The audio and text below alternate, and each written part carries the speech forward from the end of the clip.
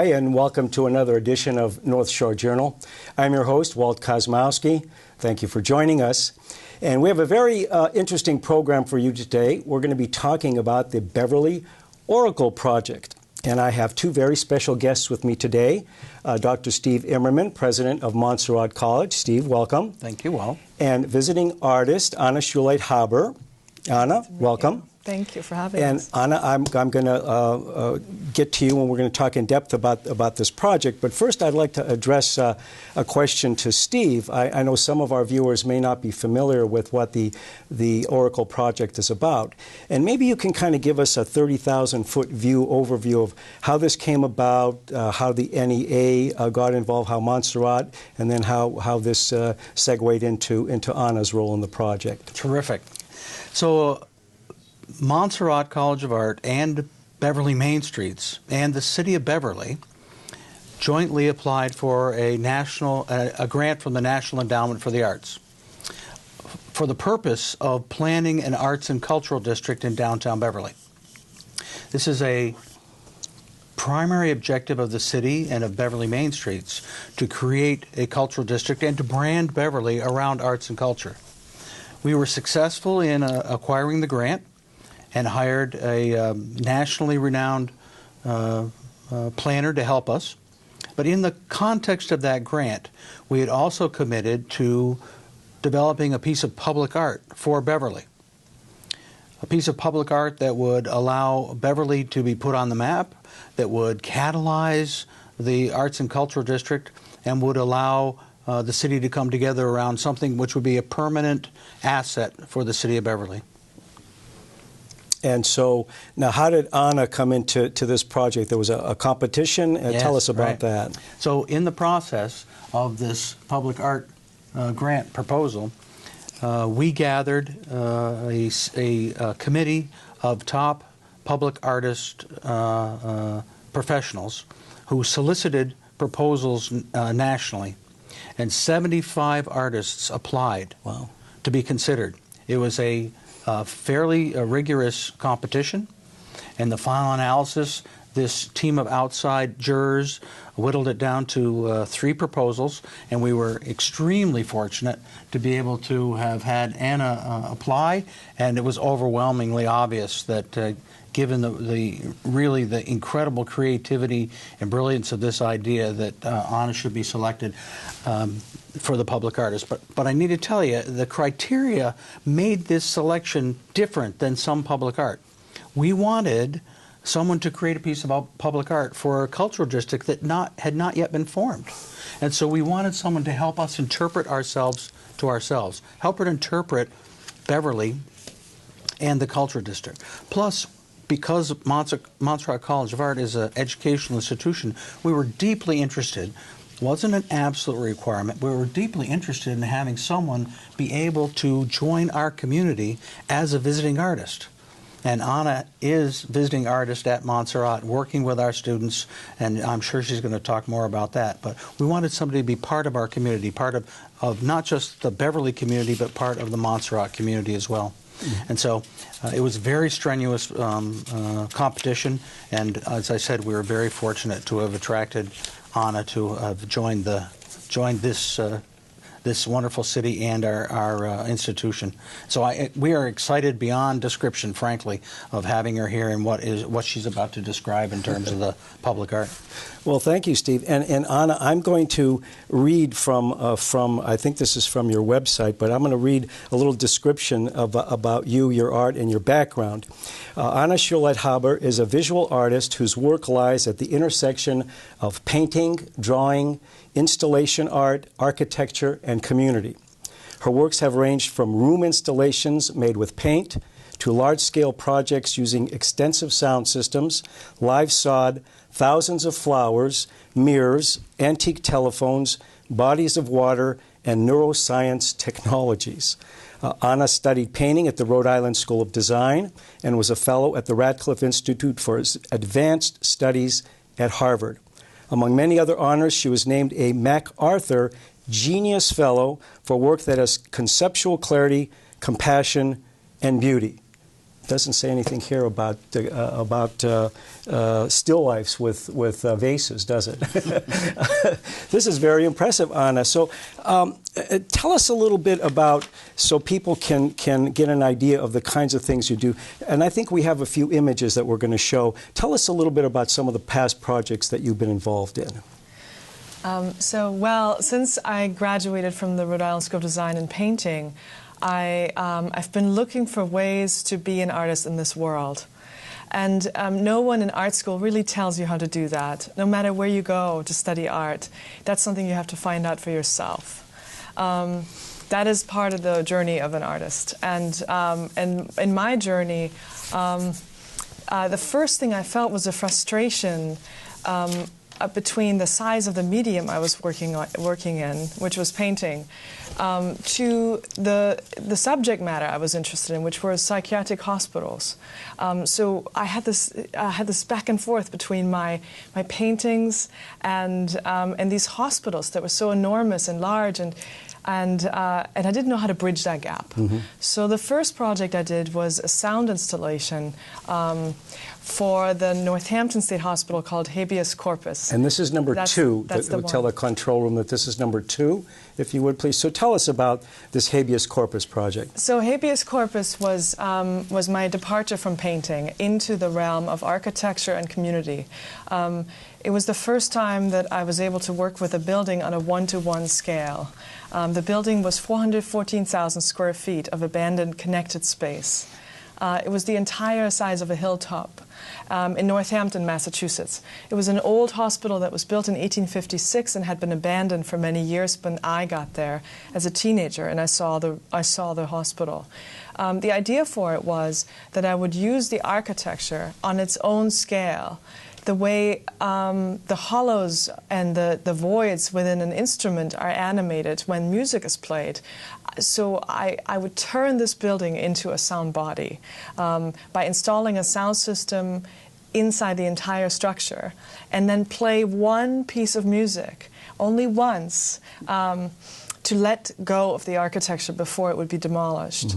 And so the piece of music that we chose, or I chose, was the Magnificat by Johann Sebastian Bach, which is a choral piece. Do you know it? Yes, absolutely. Oh, you do? Yes. Wonderful. And we proposed it to the state of Massachusetts, and of course I only got no's for many years. In fact, it took 4 years just to get the permission for this project, not to speak of the funding. The funding was very difficult. But on one day in 2000, this building became an instrument and resounded with the music of Bach, and it was open to the public to come and listen to the music. And I understand that you were overwhelmed by the number of people that showed up. You had no idea who would come. Well, it was public art is taking a risk on the city scale. So you don't know who's going to like it, who's going to hate it, who's going to come. That's the most important thing, because if anyone likes or dislikes it, the only reason, the most important requirement is that they do come. And we didn't know if anyone was going to come, and there were thousands of people. So it caused a traffic jam in Northampton, and I thought that's a good sign. Now you have this actual event is actually on you. Do you have a YouTube name, or if somebody wants to look at it on YouTube, what it would be under? So a PBS filmmaker made a short documentary about this film, and it is now also available on YouTube. Yes. And under what title? Oh, the name of the project I forgot to say. It was Habeas Corpus, which is Latin. Corpus. For thou shalt have the body. Right. Okay. And it's the way someone who is involuntarily confined in a mental hospital or in a jail is able to find release by having his or her case re-examined by a judge. Fascinating. So for our viewers, Habeas Corpus, Habeas Corpus, Habeas Corpus. If you want to type that into your YouTube, and you'll be able to see this. And you want to tell us about another one, the flowers? This is a fascinating one. So thank you. After the project ended, this is number 1 for our control room. Sorry. After Habeas Corpus ended, I had tremendous debts, and I didn't know if this was ever going to be a way to make a living as an artist. It certainly wasn't, to be honest. and I spent time for 3 years, about 3 years. I worked as a visiting artist at another hospital, one that was still open and operating in central Massachusetts. I was a visiting artist. it was called Westboro State Hospital, and I really loved my time there. And at the end of those 3 years, I received a phone call, and it was a phone call from Boston. There was a committee of people that had formed to create a closing for another hospital that was closing. This time, it was called the Massachusetts Mental Health Center, and it was operated by Harvard Medical School, Department of Psychiatry, as well as the state of Massachusetts Department of Mental Health. And they needed a closure for this building. Now, they had heard about the other project, and they said, can you do the Mozart again? And I said, well, it wasn't Mozart. And even if it had been, I wouldn't want to do it twice.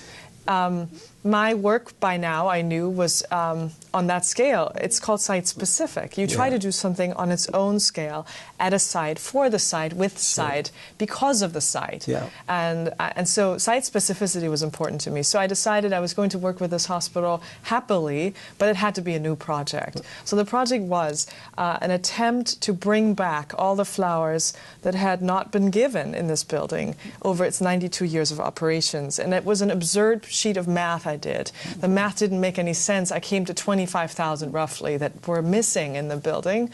And well, I proposed this to the committee, and I said I'd like to flood the building with flowers and color and scent. And they said, oh, that's quite different from what we had imagined. I'm sure it was. So the project was called Bloom, and it was a flooding of the interiors of this hospital.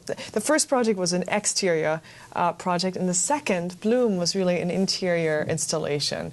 And it filled the entire building, 120,000 square feet, with flowers. And did you get 25,000 flowers? We got 29,000. 29,000. Yeah, roughly 29. So you must have made some local florist day, huh? No, you don't work with florists. If you work on that level, you work with wholesale people from all around the North America, really. I'm sure we worked with Canada and Mexico as well. I'm sure logistically it must have been quite I learned a lot. Yeah. And how long did the flowers actually stay in 4 days only. 4 days. So my first project was 28 minutes. My second project was 4 days long. And again, it was seen by so many people. It actually it hit Reuters and AP and went all around the world. And the Daily Times of Pakistan published a piece about it. Fascinating. Now, So for some people lucky. who looked at the image, they may say, well, how did people see it? But there were paths. You did have paths along certain hallways. So I'm glad you mentioned that. Yeah. So we left about 1/3 of the building without flowers, empty, and we filled it 2/3 with flowers. So you would be able to see the entire building, but not walk at all. Yeah. Fascinating. And do you want to tell us about the landlines? So that was a different. This is number 3 for our control room. A whole nother project. This time it wasn't in a mental hospital; it was in a forest.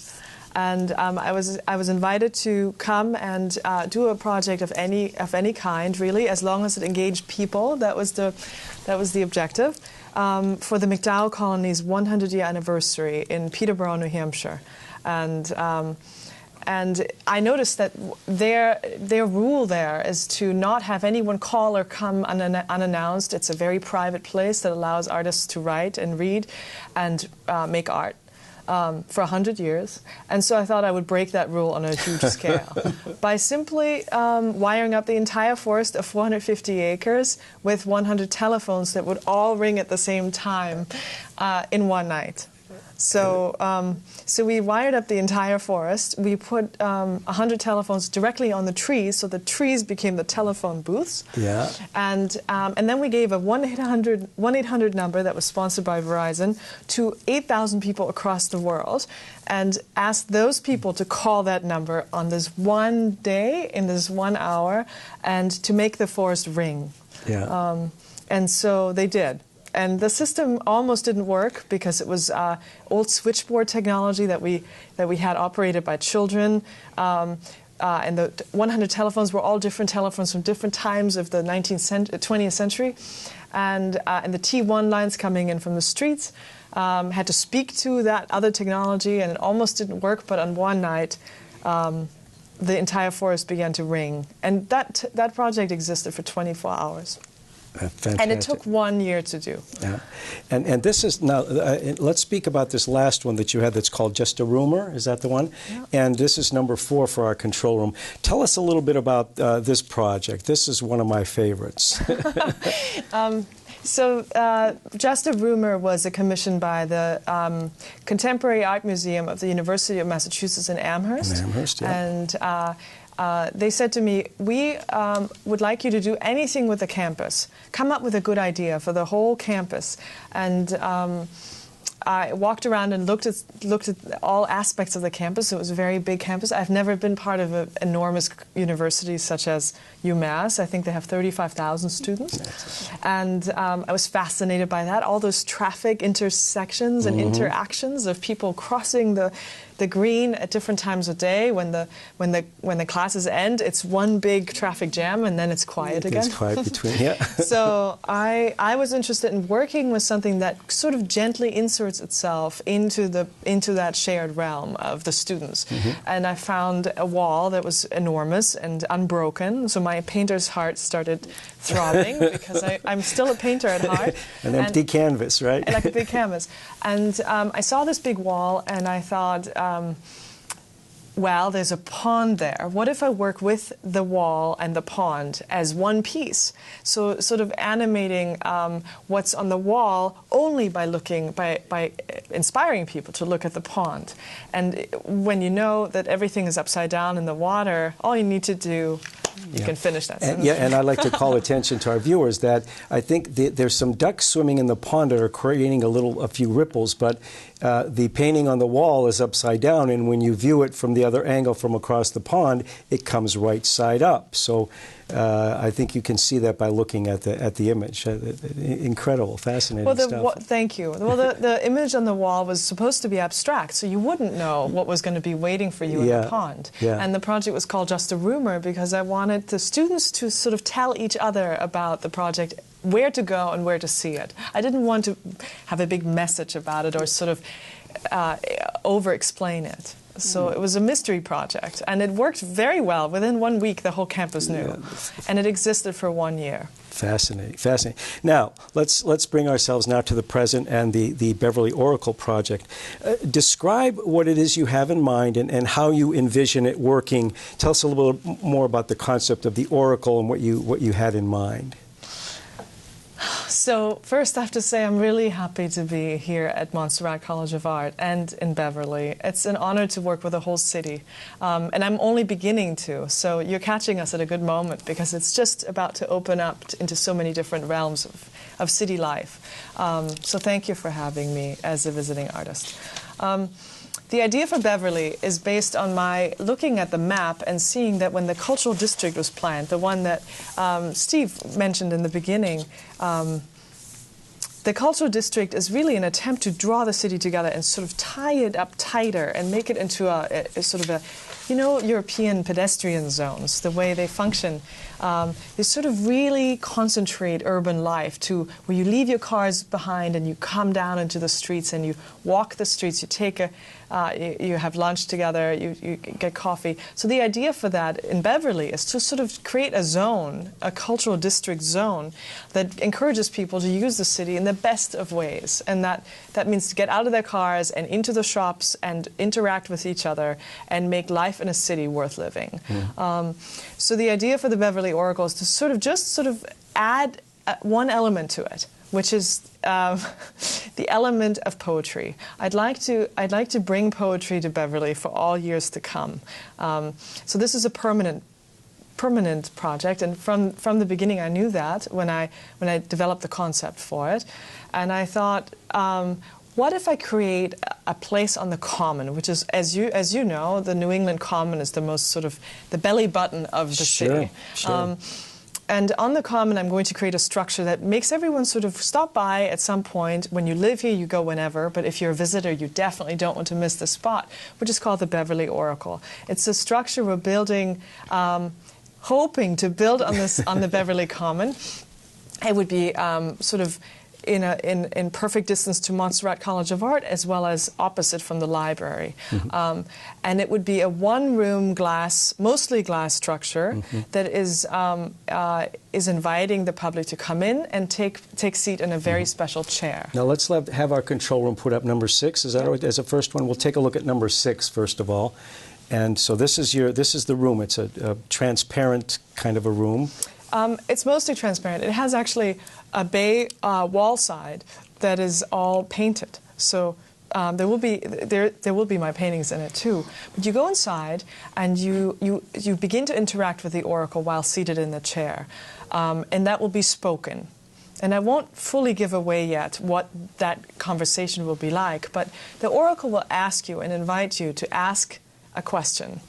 A burning question, or an intimate question, or a strange question, or an obvious question. And the oracle will then give you an answer. And the answer will come not from me, because that wouldn't be appropriate, but it will come from the minds of poets and writers who I admire, who live right now in this day and age in this country. And that brings it to a second part. But let me just have the control room put up number 5. This is another concept of what it might look like. Number 5 is earlier sketches. Earlier sketches. Yeah, okay, so this is kind of like a work in progress. So here you see that we're trying to create a structure that draws you in, makes you sort of curious about it, makes you come closer. It sort of makes your body walk towards it. That's my wish. And you walk towards it, and then there's no doubt from the outside that it's a public building. It will always be public. It will never be something that's difficult to get into. We haven't figured out exactly how to do the access yet, but I would be hoping to keep it open around the clock. If that's possible. That would be my dream. Because what if you at 4 o'clock in the morning wake up and you have a burning question, and you come to the oracle to ask? Of course, you must. For an answer. You must. Now, how did you rectify this? You know, oracles, of course, we don't have oracles now, but in olden times, leaders and kings and emperors consulted oracles when they had a earth-shaking decision to make. So how did you reconcile that with this kind of project? Well, this is a playful project. This is based on my deep love for play and interaction. It's not very serious, but it's also not completely lighthearted. It's exactly what you bring to it. That's what it will be. So in the ancient days, oracles, especially the one at Delphi in Greece, used to be the #1 pilgrimage site that one would go to find an answer. And there's such famous cases of oracle answer seekers. Alexander the Great, he himself went and he didn't get an answer, and he got very upset, and he dragged the priestess Pythia by her hair out of the oracle, and he screamed at her and he said, "Give me an answer. Will I conquer the world?" And she screamed, "Let me go, let me go. You are unbeatable." And he let her go, and he said, "I have my answer." And he left. So that's a quite famous example. But oracles were never supposed to give straight answers. Yeah. In fact, there was a whole profession surrounding the oracle that was supposed to help you understand the answer better. There were priests who were interpreting for you. Just like in a Chinese restaurant, you ask the waiter what the Chinese fortune cookie means. Do you really? Is that what you do? No, I think they're pretty obvious. But now let's talk about. This is you say obvious. This won't be obvious. Yeah. This will be very poetic. It will be very beautiful and poetic, but it won't be really obvious. And I forgot to say, shall I say this now, Steve, about the rest of the city actually participating in the answers? Yeah, let's talk about that. Mention that. Yeah. So this is an element that's quite important, because when I was originally looking at the map of the cultural district, I saw that it's quite large. It goes all along Cabot Street.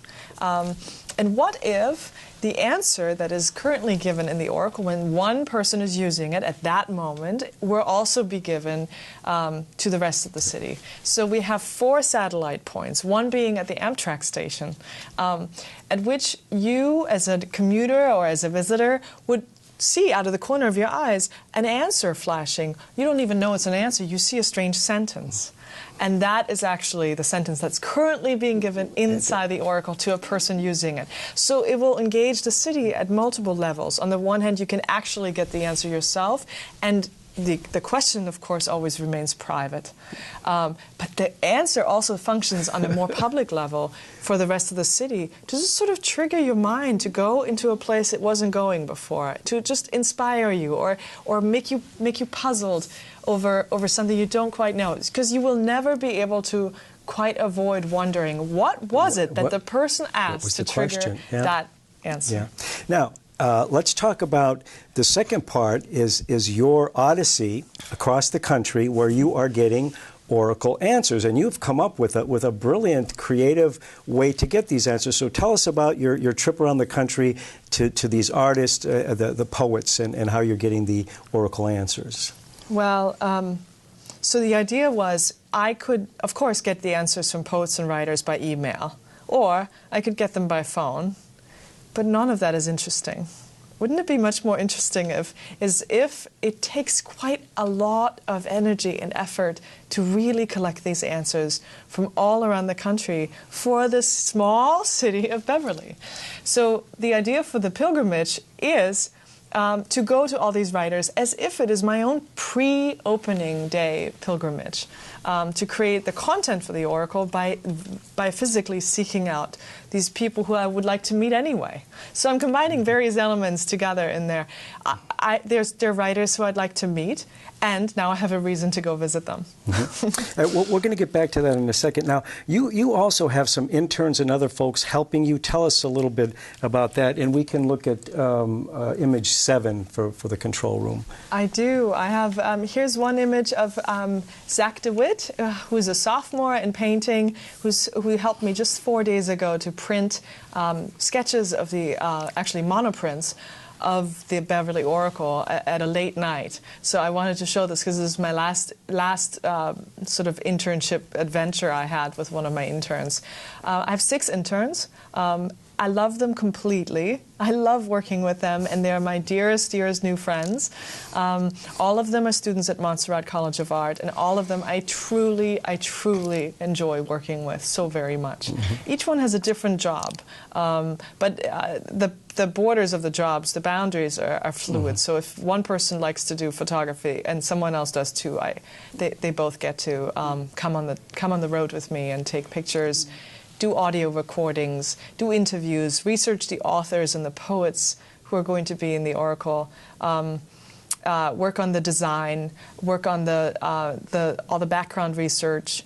So there are many different angles of work that they're busy with. Mm-hmm. Now, I know that there's a lot of, as Shakespeare said, many's the slip twixt cup and lip, and I know that you can't foresee the future unless you had an oracle, but give us your best estimate. What are you looking at as far as timing when the doors of the oracle would be open? You know, this is why I'm so happy to be working with Steve. Because my president, Steve and I are part of a group of people that are trying to figure that out. But my wish would be for it to open next fall. Mm-hmm. So that would be September of 2015. Mm-hmm. Mm-hmm. Mm-hmm. Now, I want to go back to your odyssey, your road trip, and I think we have an image that I'd like to show that, and I really admire. I like your traveling companion. Let's see that. I don't want to give it away to the audience. So let's take a look at number 8. And tell us about your traveling companion, because I'm a dog lover, but tell us about your traveling companion there. Well, this is the project dog, Finnegan. Finnegan. Finnegan was also the project dog for Just a Rumor, so he is an artist dog. I adopted him from a farm in upstate New York in the Catskill Mountains, and when I adopted him, I had a conversation with him, and I said, do you know what kind of life I'm living? And he said, yep, I do. And I said, well, it's an artist life. Do you know it's not a regular life? And he said, I want to go with you. And so I said, okay, here we go. And so we're doing everything together. He's, in fact, in many of my meetings, and here he's traveling with me in his favorite car, which is a 1973 Buick Centurion, which is, for him, a smell-o-vision. And I think we have, what I'd like to do now is we have a project trailer, and we'd like to show a couple of excerpts out of that project trailer. and I think your Buick Centurion is featured in this trailer. So I'd like to invite our audience to have a look at the trailer, and we'll be right back in a little bit. Please watch.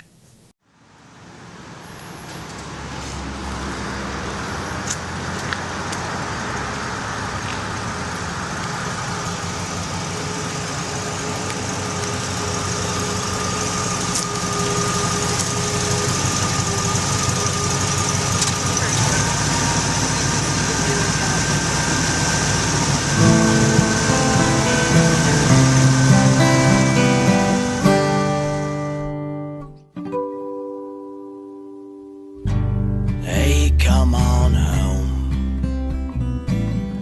Beard sure look good on you. Tell me where you been. Dump your stuff out on the rug.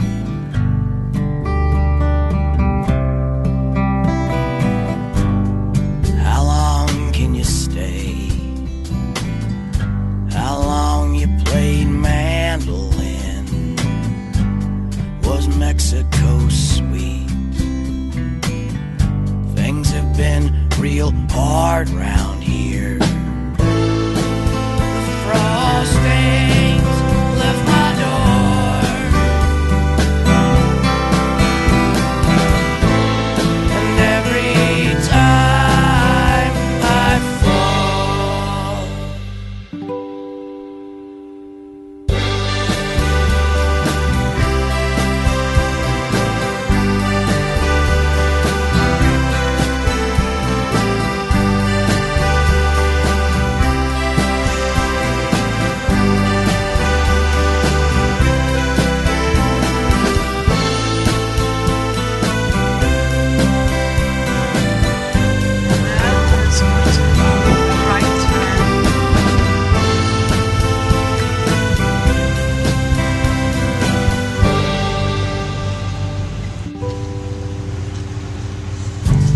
Jocelyn left town. This is 21. She got a couple kids living in New York, and I heard something about she's with a guy who left his wife.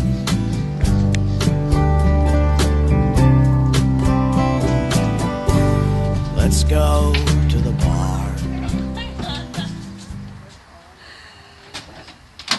So you're going to take this across the country? Yeah.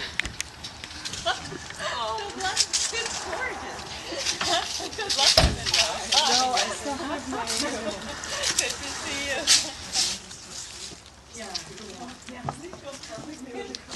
We're very excited to be here. All right.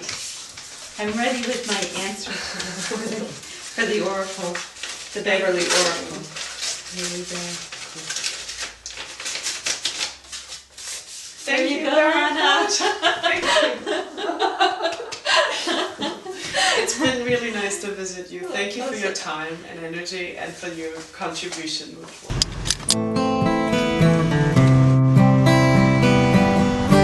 Hampshire, here we come.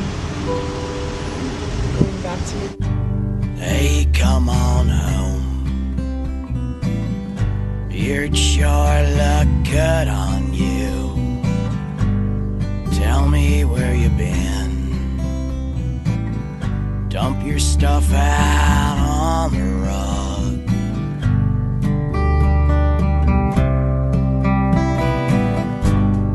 How long can you stay? How long you played mandolin? Was Mexico sweet? Things have been. Now that was great. That was really, really entertaining. And now, what did you say your dog's name was again? Finnegan? No, Finnegan. Finnegan. Yeah, he has to meet my dogs too, Leroy and Anatole. So Good we'll have to set up. Now, if I understand that if folks want to keep up with the progress of the project, that there's a website that they can go to. You want to give us what that would be? How could they? So the website will be at beverlyoracle.org. Okay. But in fact, we're not fully there yet. So we're gathering a community around all the news on Facebook at Beverly Oracle. the Beverly Oracle on Facebook. Oh, that's fascinating. Now, Steve, let me get back to you a second. This is a very ambitious project, Yes. obviously. Now, how will this whole project be funded? Can you tell us about that? And is there an opportunity for the citizens, for the community to get involved? Well, we have a very detailed fundraising plan. We are in the process now of seeking out individual donors. That process obviously will be enabled once we get through the specification stage and work with the city and get approvals and so forth. But we're looking at grant funding. We're looking at individual donors. And as soon as this becomes an approved project, we will certainly make it known, well known, to folks in the city of Beverly how they can contribute to it as well. It is ambitious, but I think the point really is that something like this, at the level of quality that it is, and how conceptually strong it is, and how wonderfully creative it is, in terms of our efforts to establish Beverly, the Arts and Cultural District of Beverly, and to have a punctuation mark of the Oracle, truly will be something that will contribute to the cultural tourism and the economic development in downtown Beverly. We're deeply involved in the creative economy of the North Shore, deeply involved in the leadership of the Creative Economy Network, and this project is quite central to helping catalyze the development and the implementation of the Arts and Cultural District in Beverly. And I guarantee you that given the importance of this project and the quality of this project, literally people from around the world will be coming to Beverly to see it. Well, Steve, those are very, very ambitious project and very worthwhile goals. We have been talking today about the Beverly Oracle Project, and my guests have been Dr. Steve Immerman, who is the president of Montserrat College, and visiting artist Anna Schuleit Haber, who is the creative element behind the project. Folks, thank you very much. Thank you, Walt. Thank you. And for North Shore Journal, thank you for joining us, and we'll see you next time.